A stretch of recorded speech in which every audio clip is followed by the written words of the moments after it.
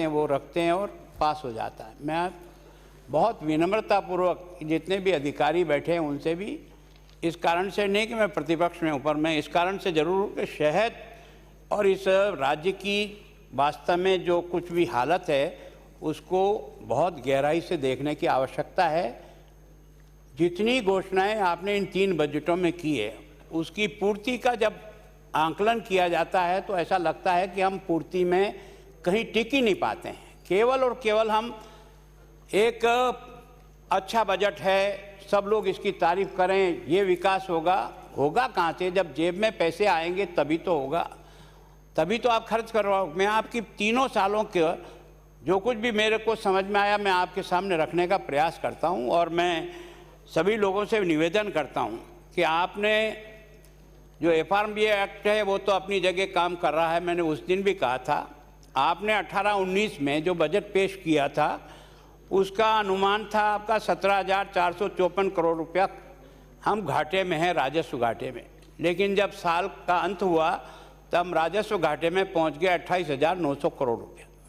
इसी तरह से आपने 19-20 ये जो रखा बजट सेकंड वाला, उसमें आपने 27,014 करोड़ रुपया घाटा माना था। ये घाटा पहुंच गया था 36,000 है, वो आपने है 23,750 करोड़ रुपया। मेरे हिसाब से ये 47,000 करोड़ से भी अधिक घाटा के रूप में पहुंचेगा।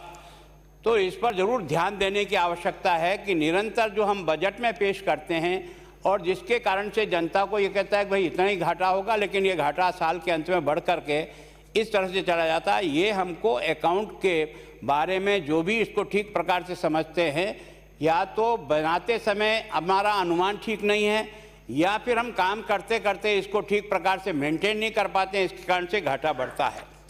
इसी तरह से आपका राजकोषीय घाटा भी, FRMBA एक्ट तो आपको अलाउ करता है वही 3% तक करें पहले तो, अभी आपने कुछ सीमाएं उसकी बढ़ाई है, लेकिन ये 3% से 3.71 गया था।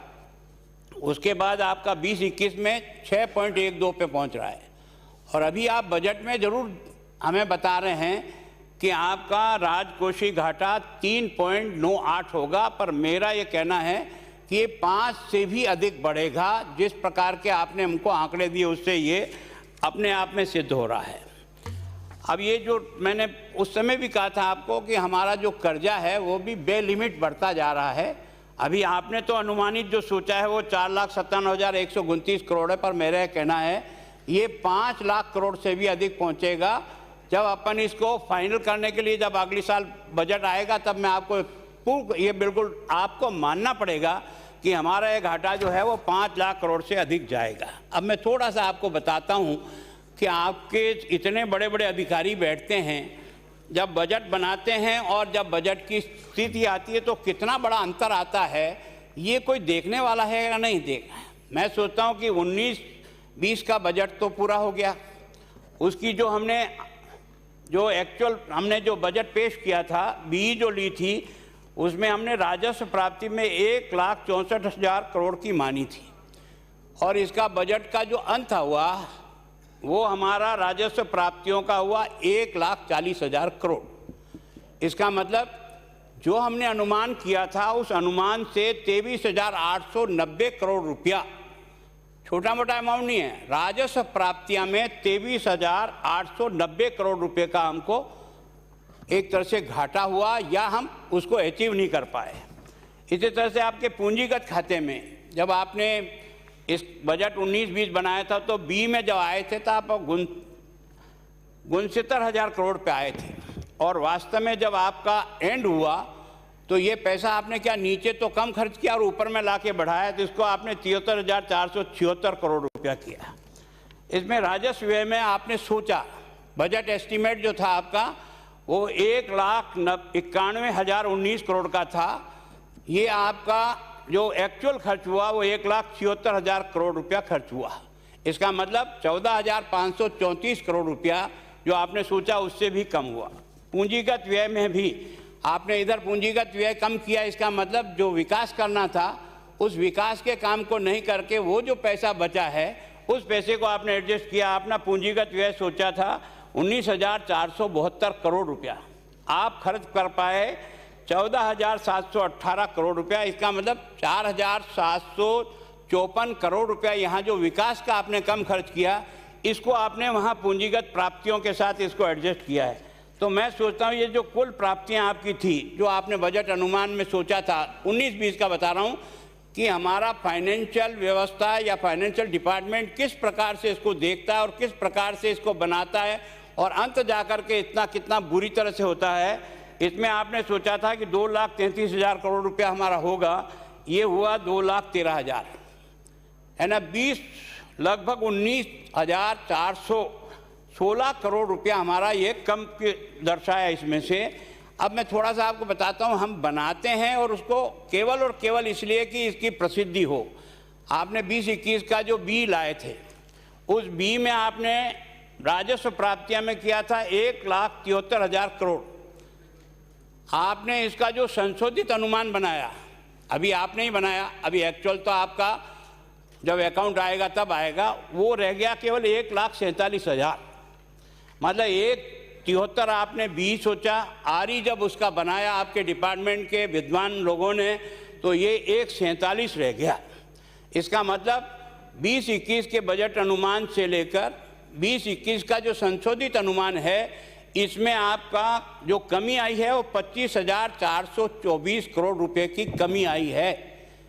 ये तो केवल आपका जो बजट एस्टीमेट और जो आपने रिवाइज एस्टीमेट बनाया उसमें आपको अंतर आ रहा है। इसी तरह से बाकी सब में भी इसी प्रकार से अंतर है। पूंजीगत प्राप्तियों में भी इसी प्रकार से 47,812 करोड़ रुपया जो है एक तरह से आपका उसमें आंकड़ा दिखा है। अब जो आप एस्टीमेट इस बार जो बना रहे हो, थोड़ा सा आपको पीछे तो ध्यान देना चाहिए कि जब आपका रिवाइज एस्टीमेट इस साल का 147 करोड़ रुपया ही है रेवेन्यू रिसिप्ट में, आप अभी जो अपना बजट बना रहे हो, जो बजट आपने हमको दिया है उसमें आपने दिया है ना, ये 1,84,000 है ना। आपका अभी जो पहले रिवाइज बना वो 1,47 का बना, आप अभी जो पेश कर रहे हो वो 1,84 का पेश कर रहे हो।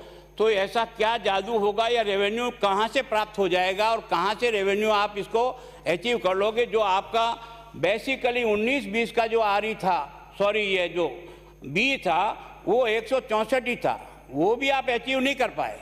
तो आप अभी आप एकदम बढ़ा करके 184 जो कर रहे हो, ये केवल आंकड़ों का मिलानों का खेल है। मैं सोचता हूँ सच में हम धरातल पे नहीं हैं कि वास्तव में हम कुछ दिनों पहले हमने जो आरी बनाई, वो अगर हमारी आरी 147 की बनती है तो इस साल के अपन बजट एस्टीमेट में 184 कैसे कवर कर जाएंगे? 1,84,000 मेरी समझ के बाहर है।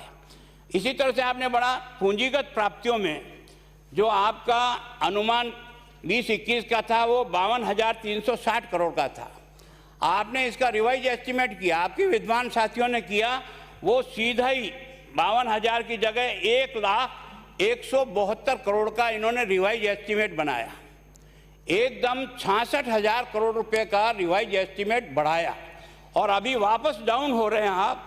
अभी आप एकदम डाउन करके वापस केवल और केवल 66,001 करोड़ कर आप बना रहे हो। अरे ये क्या खेल है? उधर आप 1 लाख तक तो रिवाइज में मानते हैं और इधर जब वापस आप आकर के 21-22 का बजट पेश करते हैं तो ये 66,000 का बन जाता है। तो ये आखिर किस तरह से चला रहे हैं आप? किस तरह से? राजस्व व्यय में भी ऐसा ही है।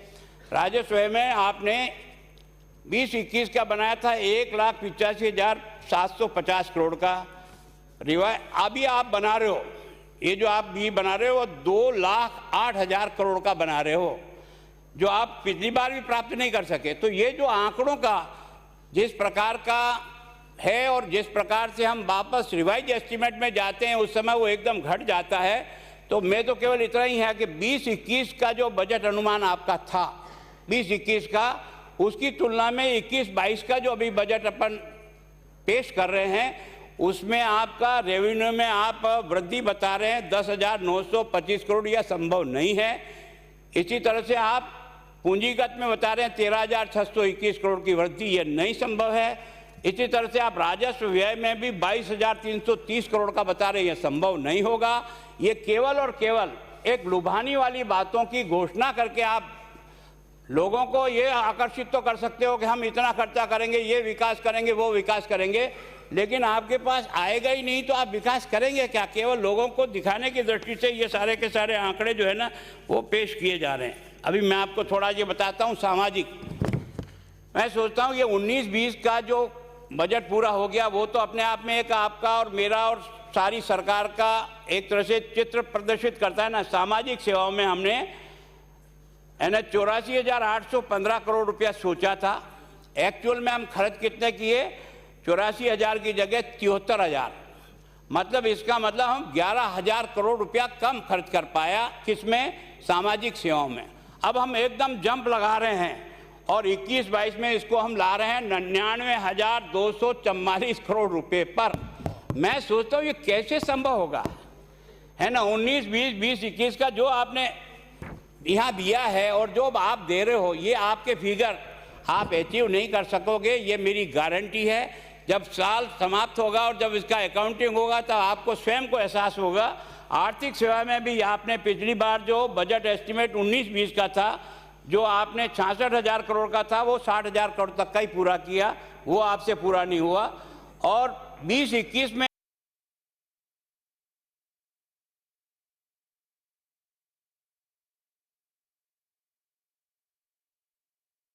जो हमने 58,930 करोड़ का सोचा था एस्टीमेट, उसको आप सीधा बढ़ा करके इस समय लाने की कोशिश कर रहे हैं 64,000।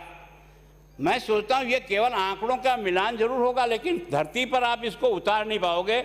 सामान्य सेवाओं में भी यही है आपका। आपने जो 19 का जो पूरा हो गया साल, उसमें 59,073 का सोचा था बी में, उसको एक्चुअल किए थे आपने 56,000 करोड़ रुपया। इसका मतलब 2,423 करोड़ रुपया कम खर्च पाए। अभी आपने 20-21 के अंदर जो आप लाए हो उससे भी आपने एकदम बढ़ा करके, अभी आपने 62 आपका था, आपने इसको 68 ला करके अपनी कमी और अधिक दिखाने का प्रयास जो है ना वो केवल मात्र इस आंकड़ों में हो रहा है। मैं सोचता हूँ कि इन सब में ऐसा कैसे ही है ना। मैं सोचता हूँ ये जो आपका पूंजीगत व्यय ये तो एसेट बनाता है, जो एसेट बनाता है, जो आप बजट रखते हो, जिस विकास की घोषणा करते हो, उसकी 19-20 की स्थिति क्या बनी ये मैं आपको बता रहा हूँ। कृषि में आप जो है ना 341 करोड़ रखा था, उसकी जगह आप 206 करोड़ खर्च कर पाए। कितने में से? 341 में से केवल 135 करोड़ रुपया तो आपका जितना आपने सोचा उससे भी कम खर्चा हुआ।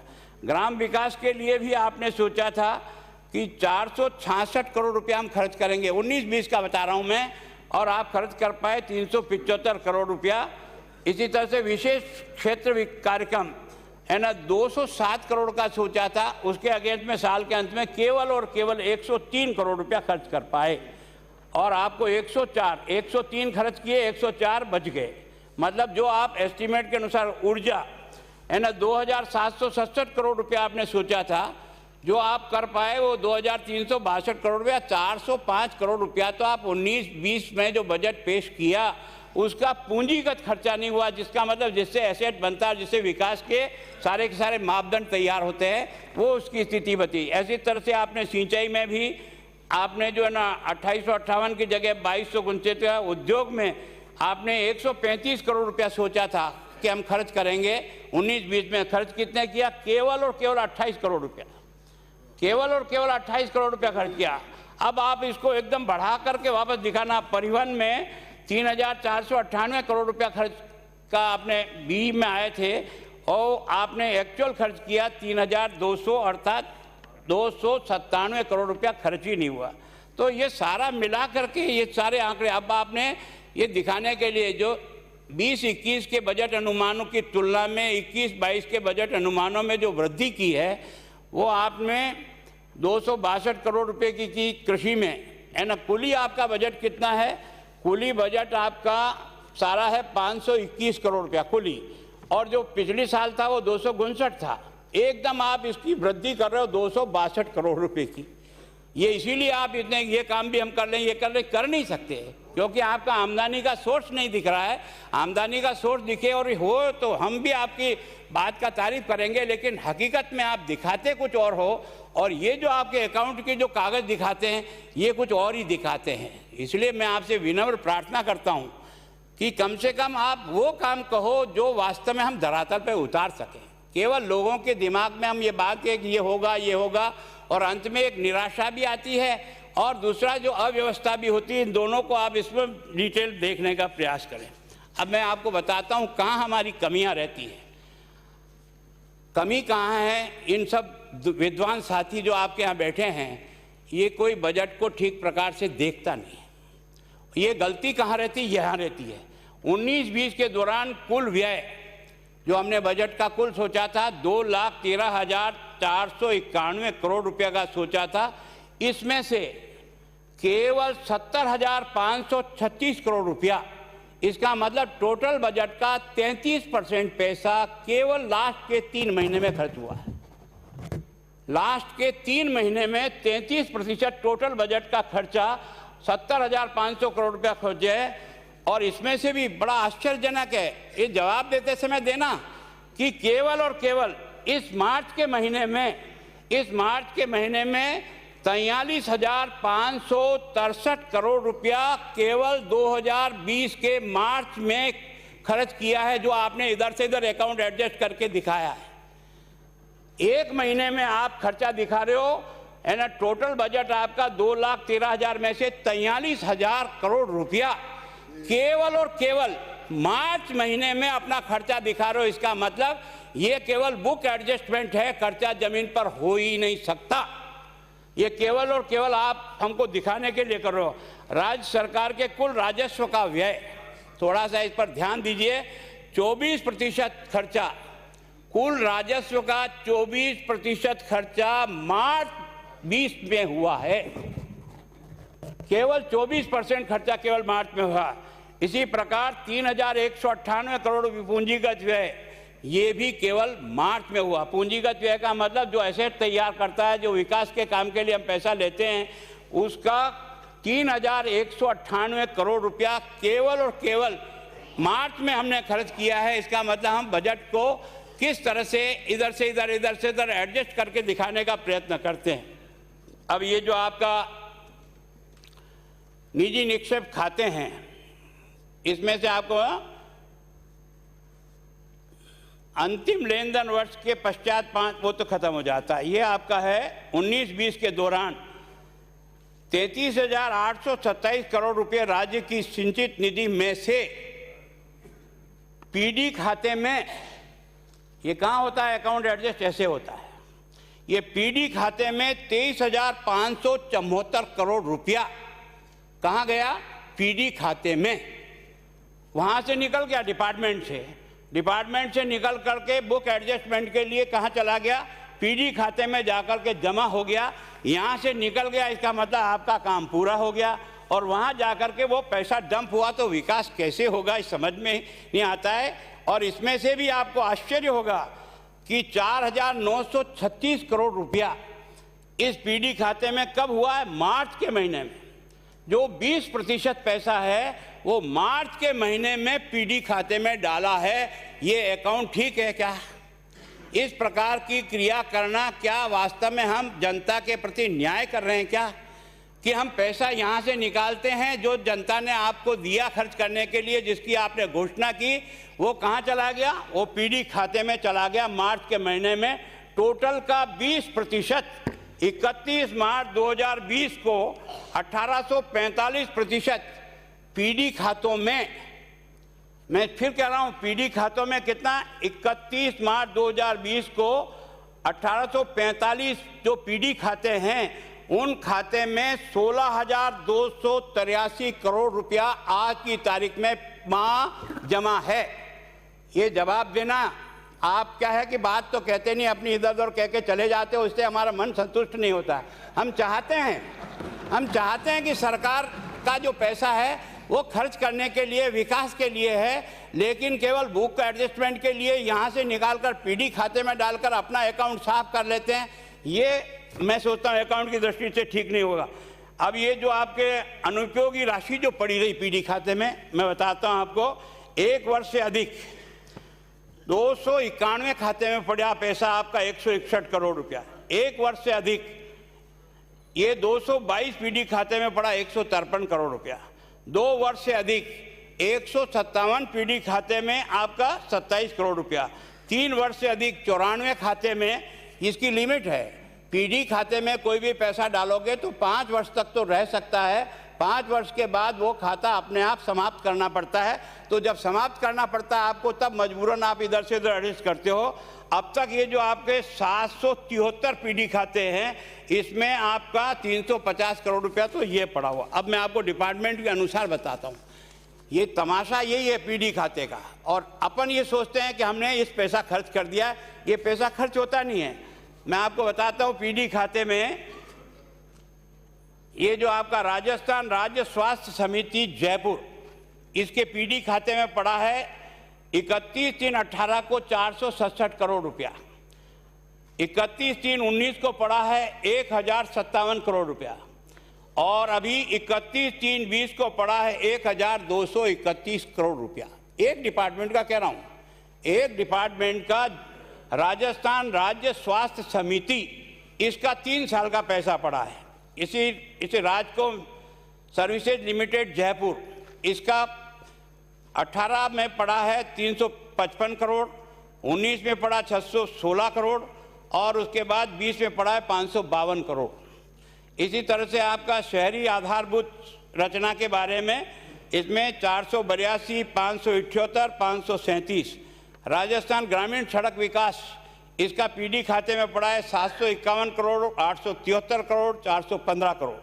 इसी तरह राजस्थान माध्यमिक शिक्षा परिषद 18 में 165 करोड़, 19 में 226 करोड़, और 20 में 363 करोड़। जनजाति विकास, जहाँ वैसे ही पैसा कम मिलता है और बाकी भी जाकर पीडी खाते में पड़ जाता है, 103 करोड़ 18 में, 164 करोड़ 19 में, और 296 करोड़ 20 में।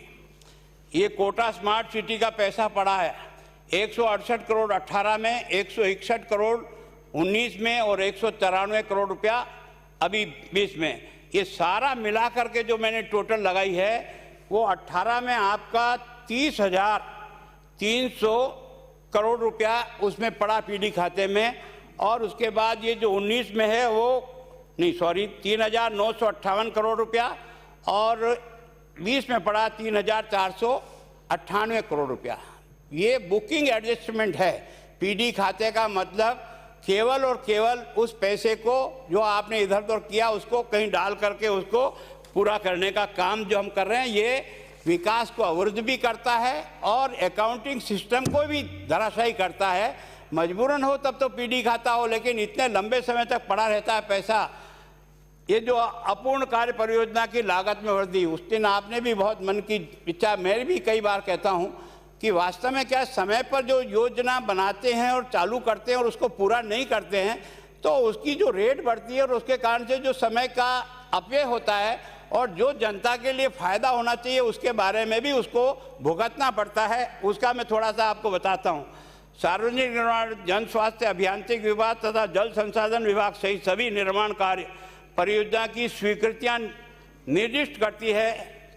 स्वीकृत लागत तथा परियोजना की निर्धारित समय सीमा अथवा निष्पादन के लिए दिए गए कार्यदेश के अनुसार पूर्ण होना चाहिए।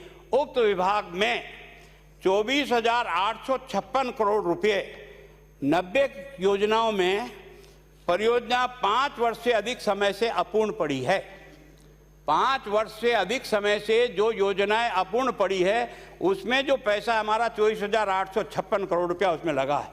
16,558 करोड़ रुपए के जो 34 जन स्वास्थ्य अभियांत्रिकी विभाग के जो काम हैं वो आपके पेंडिंग पड़े हैं, और उनमें से 7,905 करोड़ रुपया के 42 काम जल संसाधन विभाग के आज की तारीख में पेंडिंग पड़े हैं।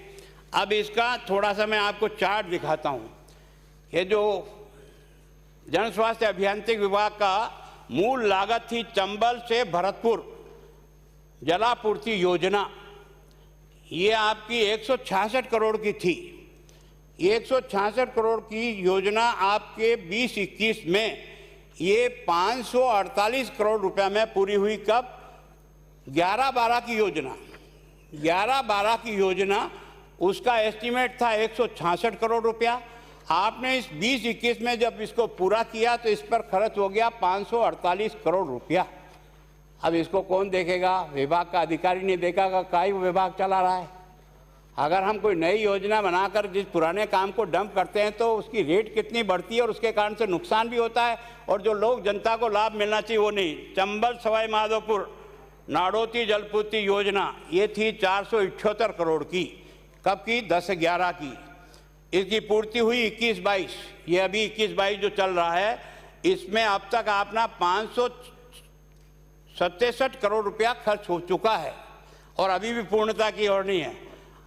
RWSS पोखरण फुलपुर ये बालोतरा सेवाना जलपूर्ति योजना ये 966 करोड़ की योजना थी 13-14 की। अभी इसमें 21-22 में जो खर्च हो गया 966 की जगह 1454 करोड़ रुपया। ये विभाग का काम है, ये विभाग के अधिकारियों का काम है कि कम से कम जो योजना शुरू हो गई वो अगर समय पे पूरी हो जाए तो ये जो पैसे का दुरुपयोग होता है और जो जनता आपको और मुझे ये पैसा सुपुर्द करती है न तो उसको लाभ मिलता है और रेट को बढ़ने के कारण से नुकसान और हो गया। इसी तरह से 12 क्लस्टर परियोजना 69 करोड़ की थी, 16-17 की योजना थी। अभी 20-21 तक इसमें 158 करोड़ रुपया हम खर्च कर चुके हैं। तो इस तरह से ये जो मूल लागत थी ये 1681 करोड़ की थी, जो 4 योजनाएं मैंने बताई आपको, और इसमें वास्तव में खर्च कितना हुआ? 1681 की जगह 2728 करोड़ रुपया खर्च हुआ है। और डिले हुआ जो अलग है, इस कारण से कोई भी समय पर मॉनिटरिंग नहीं करता है। इतने बड़े बड़े लोग वहाँ बैठते हैं, मैं सोचता हूँ कि अगर ये दुर्गति होती तो बहुत ही दुखद है। इसी तरह से आपने देखा होगा ये जो सड़क विकास परियोजना निर्माण के लिए मरम्मत और उन्नयन और रख रखाव के लिए पेट्रोल और हाई स्पीड डीजल पर 0.50 रुपया मतलब 50 पैसा प्रति लीटर का कर उपकर लगाकर राजस्थान राज्य सड़क विकास निधि का गठन किया।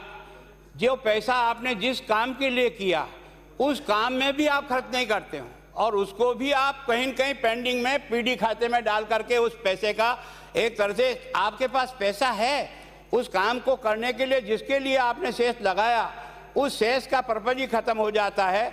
राज्य सरकार ने 2004-05 से लेकर 19-20 तक डीजल पेट्रोल के उपकर के रूप में 9,255 करोड़ रुपया कुल आया, 9,255 रुपया एकत्र किया और 19-20 में आपको इस साल में 1422 करोड़ रुपया और एकत्र हुआ।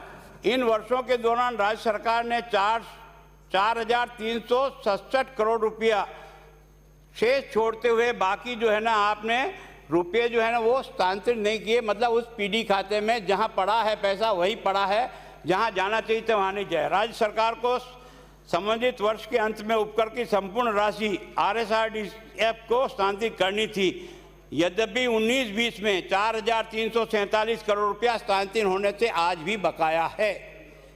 जो पैसा आपको मिल गया सेस के माध्यम से वो पैसा भी आप संबंधित डिपार्टमेंट को दे करके उसका उपयोग करने के लिए इसको नहीं करते। इसी तरह से जल संरक्षण उपकरण निधि राज्य सरकार ने 9-10 में उपभोक्ता द्वारा उपभोग की गई ऊर्जा पर 10 पैसा प्रति यूनिट के दर से जल संग्रहण उपकरण लगाना प्रस्तावित किया। इसका उपयोग राज्य के जल संरक्षण के उद्देश्य से होगा। 16-17 में जल संरक्षण उपकरण निधि का गठन किया गया। 18-19 तक 920 करोड़ रुपया, 18-19 तक 920 करोड़ रुपया और अभी 19-20 का 86 करोड़ रुपया, ये कुल 1006 करोड़ रुपया इस निधि में आपको मिला था। जो भी आज की तारीख तक आपके उसी फंड में पड़ा है, जिसको जाना चाहिए था वो पैसा उसको ट्रांसफर नहीं हुआ। राजस्थान भवन और अन्य निर्माण कामगार कल्याण निधि, ये जो जिस गरीब के भले के लिए अपन ने ये टैक्स लगा करके उस पैसे के उसके जीवन को अच्छा बनाया जाए, उसको जो सहयोग दे उसके लिए बनाया था।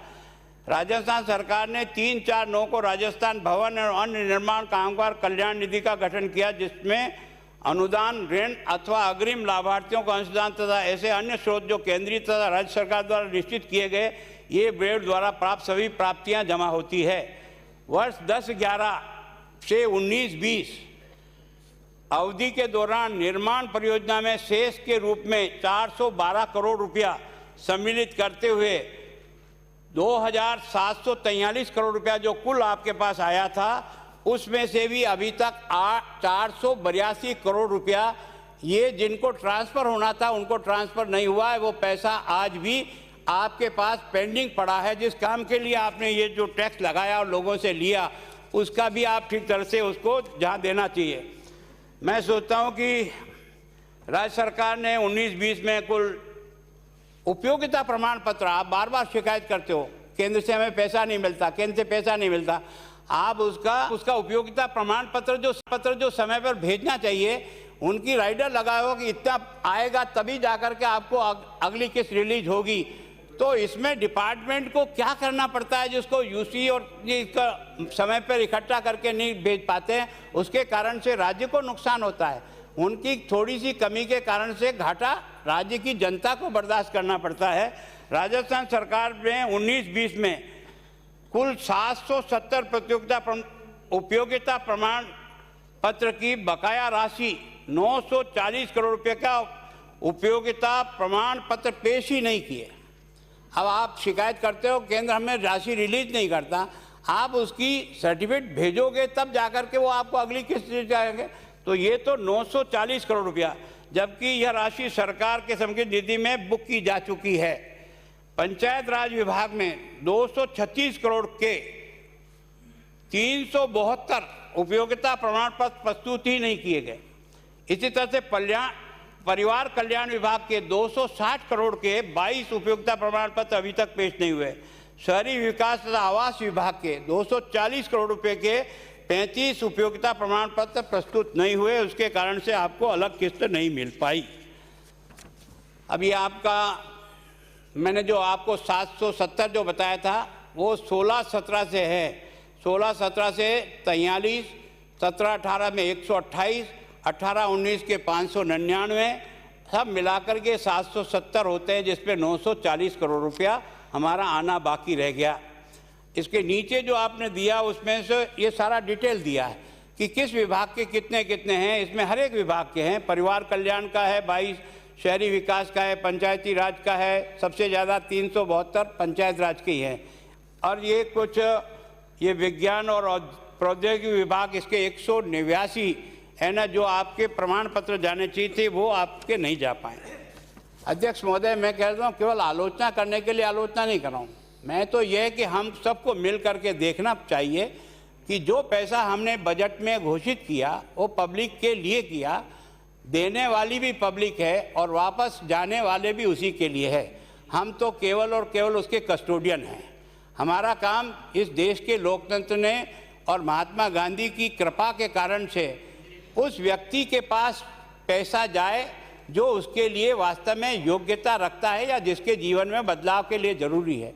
एक जगह से इकट्ठा करते हैं, दूसरी जगह से दे करके समानता में लाने के लिए सरकार आपके जो चलाओ चाहे हम चलाएं, पैसा न तो आपका है न मेरा है, पैसा तो राजस्थान की 7 करोड़ जनता के खून पसीने का पैसा है। लेकिन चूंकि हमको आता है इसलिए उसकी चिंता नहीं रहती कि इसको वापस उसी ढंग से हम खर्च करें। मेरा विनम्र प्रार्थना है आपसे, राजस्थान गरीब नहीं है, राजस्थान बहुत शक्तिशाली राज्य है। अगर हम सब लोगों का दिल और दिमाग अगर इस बारे में बने कि हम रेवेन्यू कहाँ से ला सकते हैं, जिसके कारण से इन योजनाओं को पुष्ट करने में हमारी पूरी मदद हो सकती है। मैं देवस्थान का मंत्री भी रहा हूँ, मैं ईमानदारी से कह रहा हूँ कि देवस्थान विभाग अकेला इतना रिच है कि अगर इसके लिए कोई तो भी ठीक प्रकार से इसकी मॉनिटरिंग करे तो खरबों रुपए की संपत्ति है। एक एक जगह से अगर आप हिलाओ, केवल मेरा अकेला ऋषभ देव को भी आप टटोलो ने बार बार, तो आपको इतना नोट रहता है। जितनी भी माइंस है लोगों ने जिस ढंग से भी किया है, इतनी रेवेन्यू देने वाली जगह एक है। इस प्रदेश से बाहर हमारी कई संपत्तियां हैं जिन पर लोग कब्जा करके वर्षों से बैठे हुए हैं, और हम हर बार कागज़ चलाते हैं, फाइलें करते हैं, मुकदमे करते हैं, मुकदमे की पैरवी कोई होती नहीं है, वो सारी प्रॉपर्टी दबा करके बैठे हैं। अगर हमारी मंशा हो तो केवल और केवल देवस्थान की प्रॉपर्टी का भी अगर ठीक प्रकार से उनका मूल्यांकन हो जाए, उनका वेरिफिकेशन हो जाए। इतना सोना, इतनी चांदी, इतने जेवरात हैं, मैं आपको सही कह रहा हूँ कि वो सही कितना है और गलत उसमें कितना आके डंप हो गया, क्योंकि कोई भी उसकी इन्वेंट्री की मॉनिटरिंग नहीं करता है। हर साल उसका चेकिंग नहीं होता है कि जो सामान हमने अंदर रखा वो है या वो सामान ही बदल गया। लेकिन इसके बारे में किसी को भी इस बात की चिंता नहीं, और इस डिपार्टमेंट को ऐसे समझते हैं कि ये देवस्थान तो ऐसे ही डिपार्टमेंट है, तो जो भी अननोन जो चाहता है उसको पकड़ा दे। मैं सोचता हूँ सबसे रिच डिपार्टमेंट है। अगर एक सेकंड ईमानदारी से इसका अगर पालन करें तो हम कर सकते हैं। मैं सोचता हूँ ये जो खनन नीलामी का जो अधिकार हमको मिला है, ईमानदारी से राजस्थान बहुत रिच है खनिज में, और आज भी इलीगल खनिज इतना होता है कि हमारा करोड़ों अरबों रुपया कुछ जो गैंग वार है वो इसका फ़ायदा उठाती है। अगर हम इस पर कंट्रोल करें ना, केवल और केवल खनिज, इलीगल खनिज को रोक करके अधिकृत रूप से भी उसको नीलामी के आधार पर दें, तो हमको एक रेवेन्यू का बहुत बड़ा हिस्सा इसमें से मिल सकता है। सरकार का पैसा लोगों के पास, बड़े बड़े इंडस्ट्रियल के पास फंसा हुआ है। हम उनसे वसूल करने का प्रयत्न करते हैं, वो कोर्ट में जा कर के एक बार स्टे ले लेते हैं, फिर 10-15 साल तक कोई अधिकारी उसको देखने वाला नहीं है। मैं सोचता हूँ एक बार किसी अधिकारी को लगाकर इतनी जितनी पेंडेंसी है आज की तारीख में लोगों में बकाया, बैठ करके सेटलमेंट हो, जिस तरह से भी हो, इस लिटिगेशन से बाहर निकल करके इस सारे पैसे को लेने का अगर प्रयत्न करें तो निश्चित रूप से आप इसमें हैं। इसी तरह से आप सरकारी ज़मीन पर इतने कब्जे हैं, अगर कोई इसकी चिंता करे और इस सारी प्रॉपर्टी को अपने कब्जे में लेकर, जैसे कभी कभी हम यहाँ से जेडीए से सुनते हैं कि आज इसने 100 बीघा का ये कब्जा किया, आज 200 बीघा। ये केवल जेडीए यहीं नहीं है, पूरे राजस्थान का कोई ऐसा एरिया नहीं है जहाँ इस प्रकार की ज़मीनों पर लोगों ने कब्जा नहीं कर रखा है। मैं आपसे फिर प्रार्थना करता हूँ, आज जैसा शाहपुरा से आने वाले माननीय सदस्य ने कहा, टैक्स लगाना कोई गुनाह नहीं है। अगर टैक्स नहीं लगाते तो ये राजस्थान और हिंदुस्तान इतना विकास की ओर आता क्या? पैसा तो वहीं से आया ना। तो मैं सोचता हूँ टैक्स लगे, जो क्षमतावान है उनसे पैसा वसूल करना पड़ेगा, और जो मदद के लायक है उसको मदद पहुंचानी पड़ेगी। यही लोकतंत्र का तकाजा है। पर मैं सोचता हूँ इसके बारे में हम कोई ज़्यादा चिंता नहीं करते हैं। इसका कारण से हमें ये जो समय पूर्व जो बातें वो मैंने आपको बता दी। इसी तरह से आपने देखा होगा कि मैं फिर निवेदन कर रहा हूँ, ये जो आपका 2-3 विभाग है जो एस्टीमेट बनाते हैं, जो आपके एक्सियन, एईएन, जेईएन हैं, ये सब एस्टीमेट गलत बनाते हैं। मेरी गारंटी है कि आप 100 बड़ी योजनाओं को छांट करके जो एस्टीमेट उन्होंने बनाया और जिसके आधार पर हमने उस पर पैसा खर्च किया, उसका सही माप अगर कोई इंजीनियर की टीम आपकी निकाले तो ये जिस प्रकार का एस्टीमेट बनाकर 30%, 40% से बिलो इसलिए जाते हैं कि पहले ही उसकी कीमत को 3 गुनी बना करके आप और मेरे सामने रखते हैं। न तो आप टेक्निकल आदमी, न नया टेक्निकल आदमी। इसके कारण से हम तो सोचते हैं हमको काम कराना है, लेकिन सच्चाई मैंने अब की बार अनुभव की उदयपुर में, क्योंकि मेरे महापौर जो है ना, वो चीफ इंजीनियर रिटायर्ड आदमी जब लगा तो 25 लाख का एस्टीमेट 2.5 लाख में बनता है। इसका मतलब तो कितना, एक तरह से इस पर मॉनिटरिंग के लिए कोई अलग से टीम बनाओ जो विभिन्न जिलों में कम से कम वो टेस्ट केस करे कि भाई ये वास्तव में एस्टीमेट बना, ये कितना सही है, गलत है। इसके आधार पर भी अगर हम कार्रवाई करें तो हम निश्चित रूप से पहुंच सकते हैं। मैं सोचता हूँ वित्त विधेयक में भी आपने 900 करोड़ रुपए की छूट दी है। मैं सोचता हूँ जिसको छूट मिलती है वो स्वागत करता है, इसमें कोई दोहरा नहीं। पर आखिर सरकार को अपनी इतनी योजनाओं को पूरा करने के लिए पैसा भी तो कहीं से कहीं चाहिए। केवल और केवल ये सोचें कि नहीं हमको जनता खुश रहनी चाहिए, ये मकसद नहीं होना चाहिए। जनता खुश तब रहेगी जो आज ज़रूरत महसूस करता है और जिसको विकास चाहिए उस तक विकास पहुंचाने के लिए हमको प्रयत्न करना ही पड़ेगा। और ये जो कुछ डिपार्टमेंट की कमियां मैंने आपको गिनाई है, कुछ ही नमूने दिए मैंने, मैं चाहता हूं कि हम सब लोग मिल करके इन कमियों को अगर पूरा करें तो मैं सोचता हूं इसी पैसे में हम इससे भी अधिक विकास करने की स्थिति में हैं। यही आपसे निवेदन करके अपनी बात पूरी करता हूँ। मुख्यमंत्री